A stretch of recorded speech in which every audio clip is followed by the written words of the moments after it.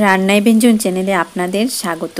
আজ সুন্দর একটা রেসিপি আপনাদের সঙ্গে শেয়ার করব। মাছ, মাংস, ডিম না হলেও হবে এরকম ঘরোয়া একটা রেসিপি। ভিডিওটা সম্পূর্ণটা দেখার জন্য অনুরোধ করছি। এভাবে লাইক করবেন, সাবস্ক্রাইব করবেন প্লিজ। আর এটা দেখুন কি সুন্দরভাবে তৈরি করে নিয়েছি। এটা তৈরি করতে কি কি উপকরণ নিয়েছি, যেমন পেঁয়াজ, রসুন, দারচিনি, এলাচি, লং, কাঁচা লঙ্কা নিয়েছি। এগুলি মেশিনে পেস্ট করে নেব। এখন এগুলি জারের মধ্যে নিয়ে নিচ্ছি। পেঁয়াজ এই পরিমাণে দিয়েছি, কাঁচা লঙ্কা এই পরিমাণে, লং, এলাচি, দারচিনি মেশিনে দিয়ে দেব, পেস্ট হয়ে যাবে। রসুন দিয়ে দিলাম আন্দাজ করে, গোটা জিরে, মৌরি, অল্প পরিমাণে জল, ঢাকা চাপা দিয়ে পেস্ট করে নেব মেশিনে। শিলনোড়ায়ও করা যায়। এখন কড়াইটা গরম করেছি লো ফ্লেমে। সর্ষের তেল দিয়ে দিলাম। সর্ষের তেলে এটা রান্না করতে হবে, তাহলে টেস্ট হবে। তেলটা গরম হওয়ার পর ওই যে পেঁয়াজ, রসুন, কাঁচা লঙ্কা, লং, এলাচি, দারচিনি, এখন ধনে গুঁড়ো দিয়ে দিলাম, লাল লঙ্কার গুঁড়ো দিয়ে দিলাম।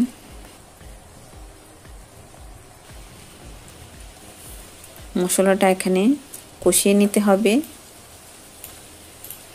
মশলাটা সুন্দর করে কষিয়ে নিলে রান্নাটা ভালো হবে।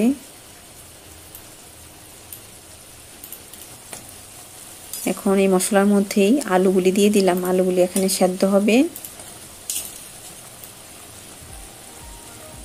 গোটা গোটা পেঁয়াজ দিয়েছি।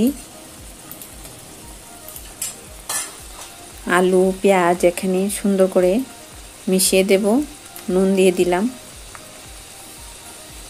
হলুদ দিয়ে দিলাম আন্দাজ করে।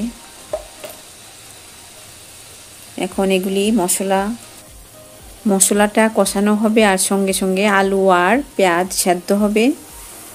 অল্প তেলে রান্না করেছি, আলু আলাদা করে ভাজা করিনি, এখানেই এক সম্ভারে হয়ে যাবে। এর জন্য পাঁপড় নিয়েছি। পাঁপড় যে আছে না, অনেক রকমের পাঁপড়ই পাওয়া যায়, এটা লিজ্জত পাঁপড় নিয়েছি। পাঁপড়গুলি নতুন, খুব ভালো। এভাবে কেটে নিয়েছি, সবগুলি এভাবে কেটে নিলাম। পাঁপড়গুলি কি করব দেখাবো। এই যে খুব সুন্দর এগুলি। এখানে আলু, পেঁয়াজ, মশলা কষানো হচ্ছে। ভালো করে কষিয়ে নিলে রান্নাটা ভালো হবে। মিডিয়াম ফ্লেমে কষিয়ে নিচ্ছি, পুড়ে যাতে না যায় ওইদিকে লক্ষ্য রাখতে হবে। সামনে দাঁড়িয়ে থেকে রান্নাটা করতে হবে। এভাবে লাইক বটমে লাইক করবেন, সাবস্ক্রাইব যে নিচে লেখা আছে তলাতে, এখানে সাবস্ক্রাইব করবেন আঙ্গুল দিয়ে, আর বেল আইকনটা প্রেস করবেন, তাহলে নতুন রান্নার নোটিফিকেশন সবার আগে আপনার মোবাইলে পৌঁছে যাবে। পাশে জল বসিয়েছি, জলটা গরম হচ্ছে ঝোলের জন্য। এগুলি কষানো হয়ে গেছে। এখানে এখন গরম জল দেব।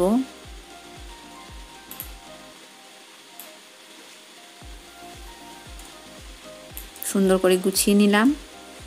এই যে গরম জল দিয়ে দিচ্ছি, একটা আন্দাজে দিতে হবে, কারণ আলু আর পেঁয়াজগুলি সেদ্ধ হবে এই জলের মধ্যে, তারপরেও ঝোল থাকতে হবে, না হলে আলু টেনে নেবে।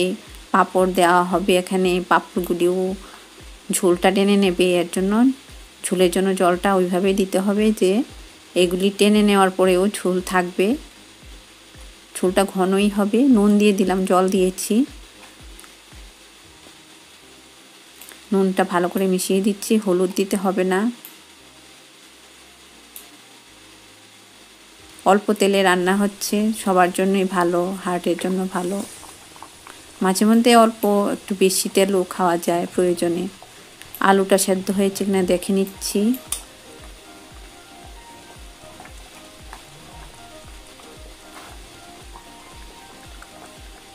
আলুটা মোটামুটি সেদ্ধ হয়ে গেছে, আরও একটু সেদ্ধ হবে।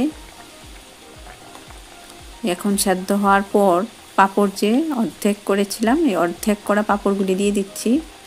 আর হাতার পিছন দিয়েও করা যায়, আমার কাছে এটা আছে, এটা দিয়ে করছি, তাহলে ভাঙবে না আর কি পাঁপড়গুলি।